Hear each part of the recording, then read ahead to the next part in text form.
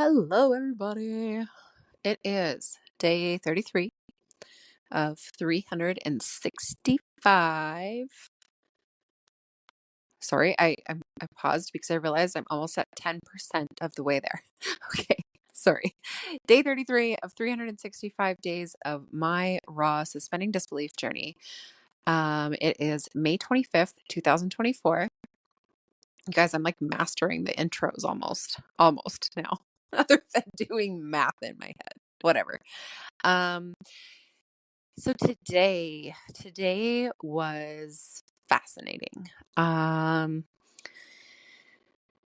kids were here for most of the daytime hours, until like later in the afternoon. My mom came by to pick up my oldest so that I would have an actual kid-free day tomorrow. Um, it was just sort of an all over the place thing. So last night we stayed up late. My bad. Should have made the kids go to bed earlier. They were miserable today. So we had some conflict, some whining, some struggle today. And, we turned it around. The 3-year-old had a nap. The 6-year-old had some quiet time reading and, all of the things, and things got better. There were a few standout things that I thought were really applicable to this podcast today. So, applicable to suspending disbelief and trusting in my inevitable success. So, the first one is, and just, take all of this with awareness that writing is my thing. And, so like my email open rates have always been fantastic, for based on average numbers. I know people who do better and people who do worse, right? It's email open rates are such a tricky thing. Mine are pretty high normally, usually sitting around the 40% mark for open rates. And I think the marker of what a good open rate is like 30. So just for perspective. And I would also say that for perspective, you don't have to be hitting 30 to be doing okay. Okay, so anyways, what happened was I switched platforms. I am using an all-in-one white label, I think it's called, or something like that, Go High Level version. It's not actually Go High Level, but it's similar, for my newer version of my website, for my newer version of my blog, for my new sales pages, like all of that stuff. And it also has an emailer, and it has like all the things. So I've been figuring it out. It's, a little bit of a learning curve, not too bad because I've explored way too many different platforms, because I think that's just what you do when you're me. You try everything. But I'm really liking this one so far. And the only thing that made me super question switching was the emailer. Because when I first started, you guys, it was abysmal. So I had like a 3% open rate. Yeah. I was like, what the actual hell? What just happened? So looking at that, I was like, well, like, fuck this. I'm not going to stick with this platform. I'm not, all of this. And then I just went like, no, wait, I am going to suspend disbelief about this. I am going to give it some time, trust that I'm in, always in exactly the right place at the right time, and that my success is inevitable and all of the things. And I just kept on using it. And, I've switched between platforms before and had my open rates drop. I had never had such a drastic drop, I guess. So it was shocking, right? It was like, holy crap, what just happened? And I there was a little bit of like stuff coming up about like, oh, if I don't have good email open rates, then I'm not going to make good numbers of sales and this and that and the other thing. And it was just like, no, that's not my main selling platform anyways. Um, and I know a lot of people swear by it that it's like the best one, but even with great open rates and even like a decent click rate and all of that kind of stuff, it's just never been like my main sales spot.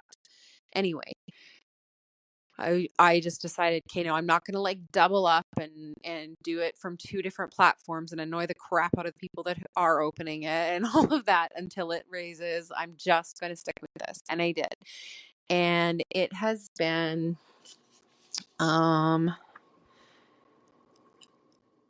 almost a month. Yeah. I think the first one that I sent through there was mid-April. Oh, so actually longer than a month. But I went from, like I said, it was like a 3%. It blew my mind. And you guys, part of it was I realized that I used the wrong email. So if you have an email thing going and you didn't know this already, Google and other platforms have made it very, very difficult to be deliverable if you do not have your own sort of domain email. So I have my one email, which is a Gmail address for my business. And then I have one, which is at heartbeatsharbor.com and at heartbeatsharbor.ca. And the first one that I sent, it turns out I accidentally used the at gmail.com address. What they want in order for your emails to be deliverable and not go into spam is for you to have a verified email address, which is like having your domain as part of the email address and stuff like that. Anyway, not to get too technical, but I did that with the first one. So realized my mistake eventually and resent that email out with the other email address that is verified and shows up in the right in the inbox. And it did go up from there. And I wanted to report. So it has been sort of like a gradual and a little bit fluctuating number going from, it went up to, I think it was like 9% when I resent that email. And then it has gradually gone up and then been fluctuating a little bit in between the 10 and 14% range for a little while. And then it went up to 15, 16% sort of around the end of April. And it just kind of has gradually been climbing. So I haven't been watching it super, super closely, but I have noticed it once or twice and been like, okay, it's improving. Like deep breaths, we're good. Suspending disbelief. And today I noticed that it was at 33.3%. And you guys, it's day 33 of this challenge for me. And my email open rate was 33.3%. So all the threes, more angel numbers, like I mentioned a few days ago, or, whether you call them angel numbers or synchronicities or whatever you want to call them. I love it. I love all of it. So definitely celebrating that today. Celebrating hitting a percentage that is considered good for open rates and looking forward to continuing to climb back into my regular open rates, which are even a little bit higher. So, loving that proof of my success being inevitable and the fact that no matter what platform I'm on, I'm always able to get back to where I was. So again, there's that mindset of, if you remember from way back at the beginning of this challenge, me talking about the episode with Catherine Zankina, who, which was, and honestly, I swear, I apologize if I'm butchering her name. But what she had said was, your worst case scenario is where you are right now. And that is so, so true, because once you have hit a certain level, you can always get back to it. Once you've done it once, you can always do it again. And That has been such an eye opener in so many different areas of my life. So this was just one more, right? It was just one more confirmation. I've been at 40% across the board on every platform. Yes, I've dropped every time I've switched platforms and then I've climbed back up. I'm just doing it again. It's exactly the same thing. I know how to get there. And so I do it, right? And so just so much proof, so much confirmation, which I love. And the other thing that I wanted to share for today was um again sort of like tripping back to my quest with Alex the other day on Wednesday, which was I don't know, you guys, I don't know if I can find it. Um, oh wait, I have my calendar in front of me. So Wednesday was the 22nd. It was like my magic numbers day. So that was my angel numbers synchronicities day. But that was also the day that I had my quest with Alex. And one of the things that Alex had said in our session was that, and like towards the end of it, she passed along a message of that I would be doing something in a different way than I've ever done. But it had to do with me being able to bring in abundance and all of this stuff, right? And it wasn't very specific. And so I hadn't focused on it majorly, but I remembered it being said.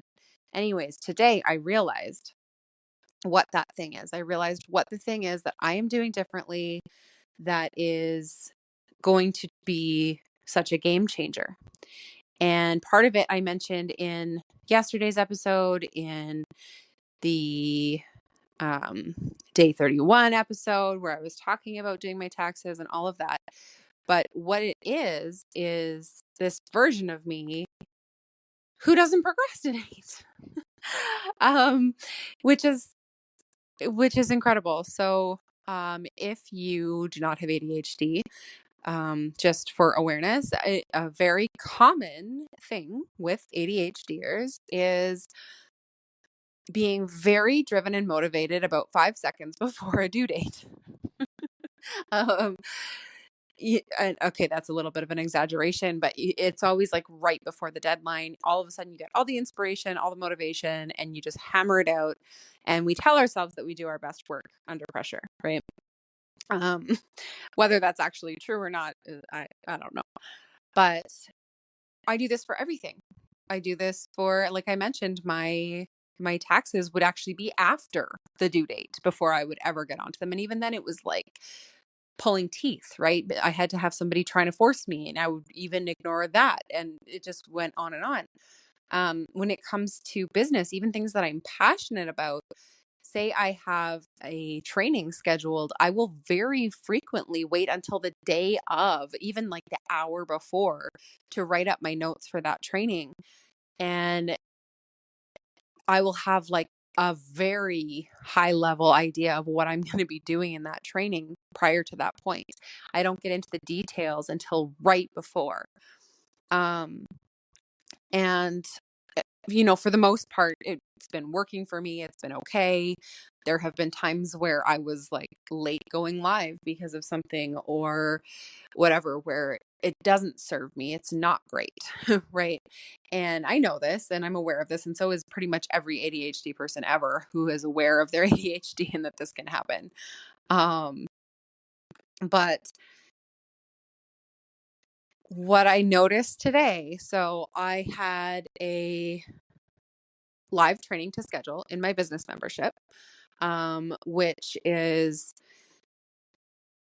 I do like a monthly live training in there. And I was realizing like, holy shit, it's almost the end of May. I haven't done a training this month. Things have just been crazy, like flying and doing so much on the album and whatever. I got a little bit sidetracked and I realized like, holy, I need to get this scheduled. Now in the past, that would have looked like, hey, I need to get this scheduled. Now I've had that awareness put into my brain and I'm going to probably leave it until like, 3 days before. and schedule it for the same day and write it an hour before. And like, it feels very panicky, right? It's not actually panicky for me, but describing it, that feels very like intense. And it doesn't need to be like that. Anyway, today I had the awareness pop up. I immediately came up with a topic, created the live event, the event in my Facebook group for the membership, sat down to like just write down the things that had been the ideas that had come to mind as I thought of the topic for my notes so that I'd be able to write them later. And what ended up happening was I wrote down all my notes for the entire training and I am prepped, ready to go as if it was right then and there. And finishing doing that, I sat there and I stared at my screen and I was like, what just happened? This training is not for a couple more days. Like, how did I just do that? And I was seriously so baffled, you guys. It sounds really laughable, but I'm really hoping that since most of my audience tends to be neurodiverse, you guys will understand a little bit about how like shocking this was to me to be like, wait a second, I just did this ahead of time. I just did it like in the moment when I thought of it. I didn't put it off. I didn't push it to later and work on something that was more urgent or another fire that I needed to put out.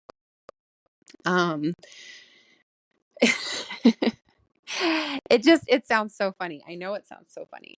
But it just really floored me. So I sat there and I stared at my screen for a little while. And then I messaged Alex and was like, holy shit, you'll never believe. I figured out what the thing was that you mentioned that I was going to be doing differently from now on. And so then all of a sudden I started realizing, because I was like, okay, yeah, like the taxes thing, I was doing that ahead of time. They're not even actually officially due yet. And then I scheduled this training and I immediately scheduled it and I immediately wrote it or planned it out and like actually got it done. And so I was like, okay, this is a new way of being, a new way of doing things for me. That is like, I couldn't wrap my mind around it. And then it started coming in over the last few days, all of these things that have been happening that I've been doing that really are very different from how I usually do things.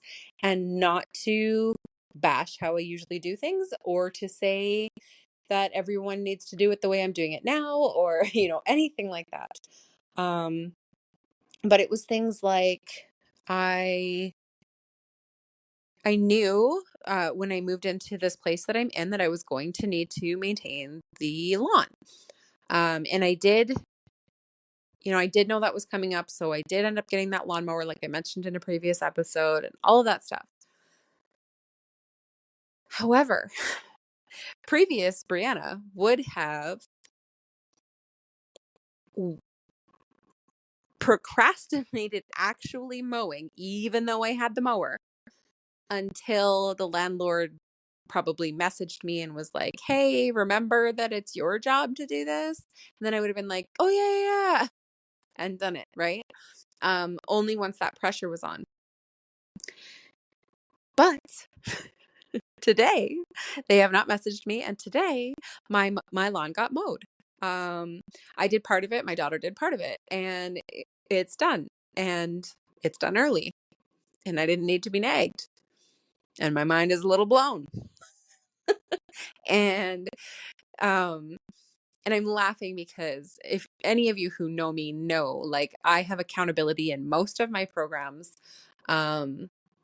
And I pay for an accountability coach. I am terrible at keeping myself accountable. I'm great at keeping other people accountable.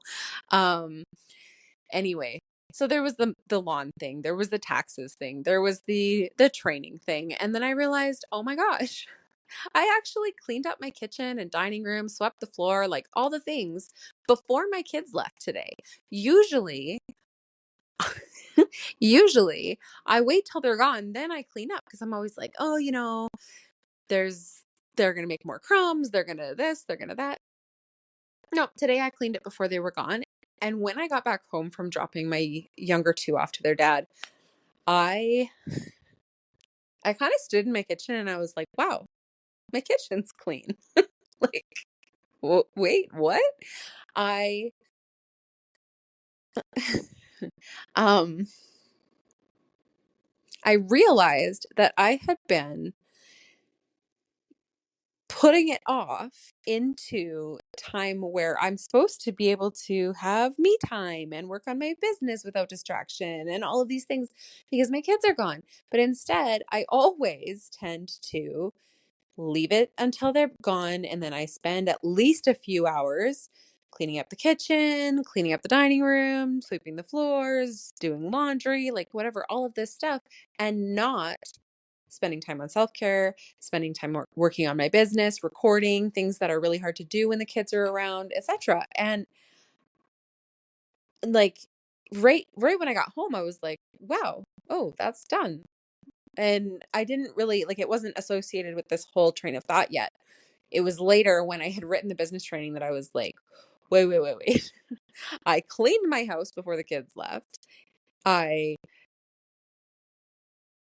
just wrote this whole training. I did the taxes before. Oh my gosh, I mowed the lawn, right? And I started having all of these things come in, and I was like, who am I? Who am I? I have no idea who this person is.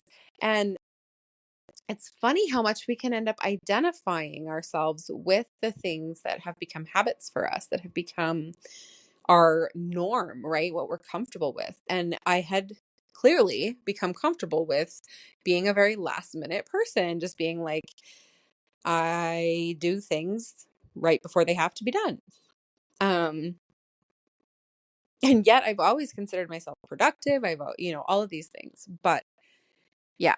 So today, that was my other realization. I was a little bit mind blown by it, especially because, again, like just touting Alex's psychic amazingness and knowing that I was going to be going forward with a very different way of doing things. So yeah, that was today. And I also had there one last thing, and I did share about it. I sent an email out about it. I've shared a post about it. I've pre-scheduled a post about it for tomorrow, rather. Um, but I saw somebody on Facebook, and I try to just keep my mouth shut about other people's posts, and I don't really respond to them. However, I had a human design for your business meeting call thing with one of the ladies I know online. And she had helped me to understand one of the most effective ways of doing business for me is to respond. So when I see a post on Facebook and then I write content based on my response to that post, or, whatever, not just necessarily a post on Facebook, but in any scenario, my human design, when I'm in alignment, is to respond. And so when I respond, my responses are very, very powerful. They're very effective. And anyway, so I saw this post today. Somebody talking about how they help their clients to know what their higher self looks like through AI. And I was like, excuse me. Just like I didn't say anything to their post. I definitely am not in the business of bashing certain people, naming names, dragging down other women, things like that. Like, no, that is not me.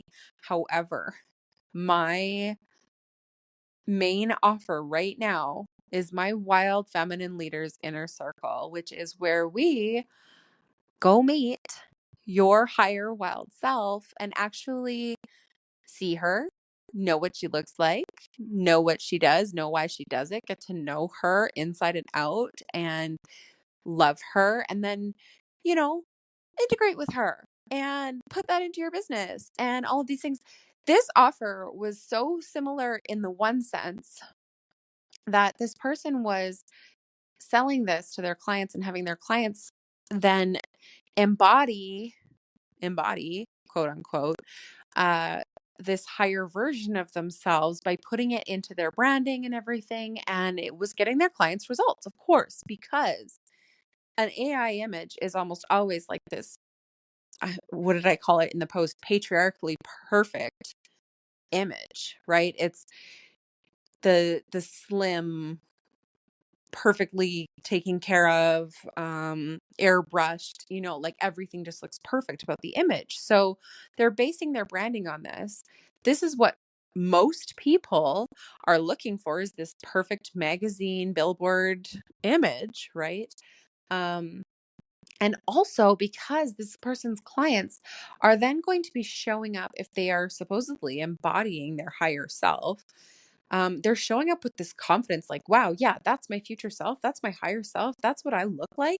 Cool. I'm amazing. I'm awesome. I'm all these things. And they're showing up in this confidence that they normally don't. So, of course, their sales went up. Of course, they became more magnetic. Of course, of course, of course.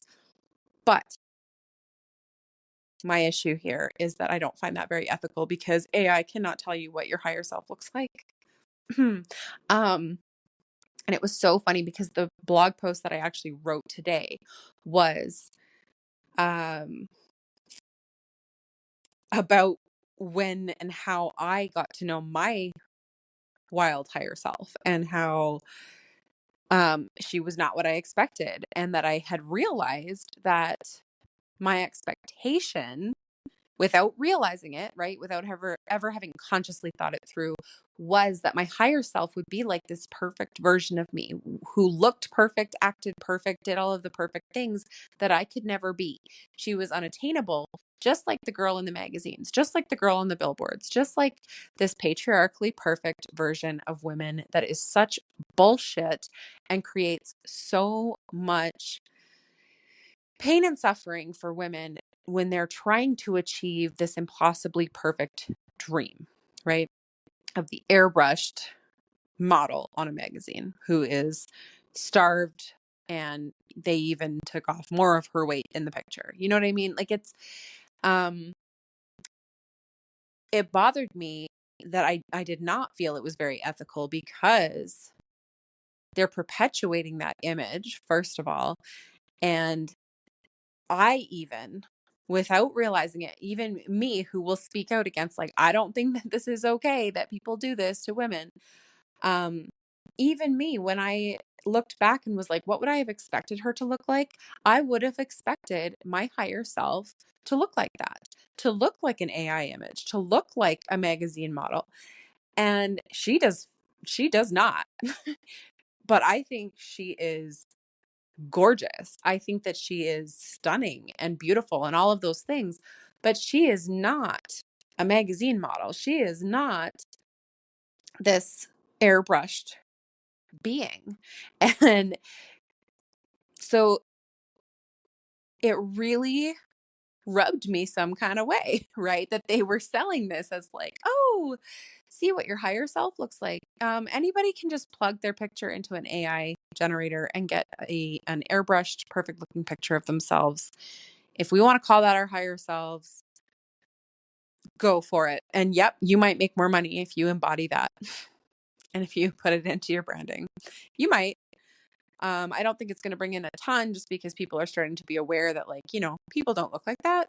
But anyways, I was so proud of myself for, like, taking it, flipping it, not getting angry, not ranting on about this person, not bashing them in their business, like, whatever. They are making money how they make money, and they're going to do what they're going to do. For me, it feels unethical.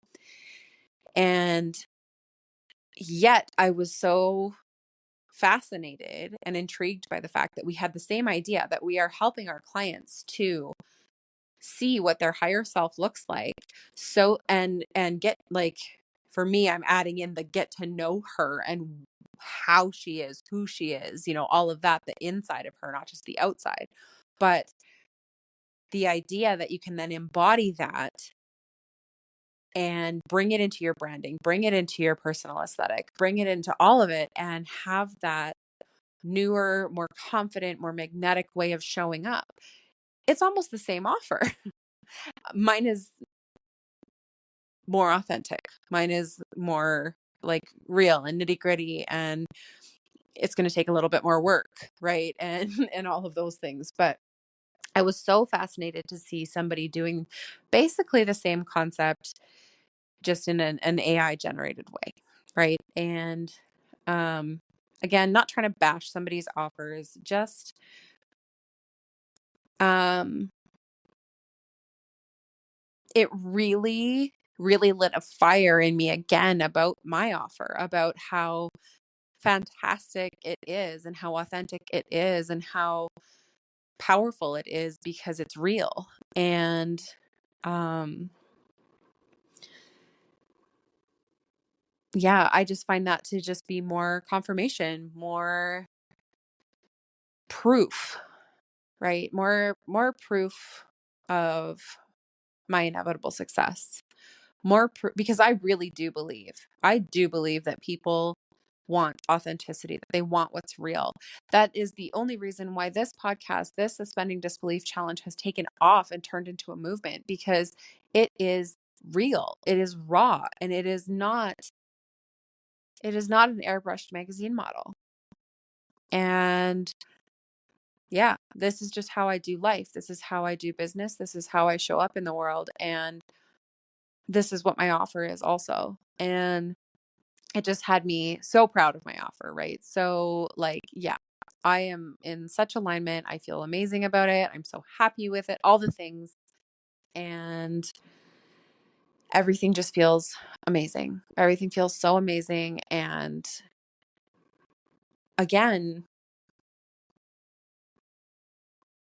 I choose to feel what I want to create, right? So I'm feeling amazing, and what I'm creating is amazing, and I'm super excited about it, and I'm excited to share all of it with you guys. So um I will include the link to book a call with me if you feel like the Wild Feminine Leaders Inner Circle is something that might be aligned with you. If you want to find out your authentic higher self, if you want to get to know her and integrate with her and be able to embody that higher version of yourself, this is where you want to be. And if you don't want to put in the work, you can always go and AI generate your higher self. And I am holding back the laughter. I'm sorry. I'm not trying to mock. I just am so blown away. Okay. That is day 33. And I've just looked and I'm at 33 minutes and change. So I am going to end this here. Um, Thank you. Thank you for everybody who is listening and who keeps listening and who is joining me in this movement. And I will talk to you all tomorrow. Bye.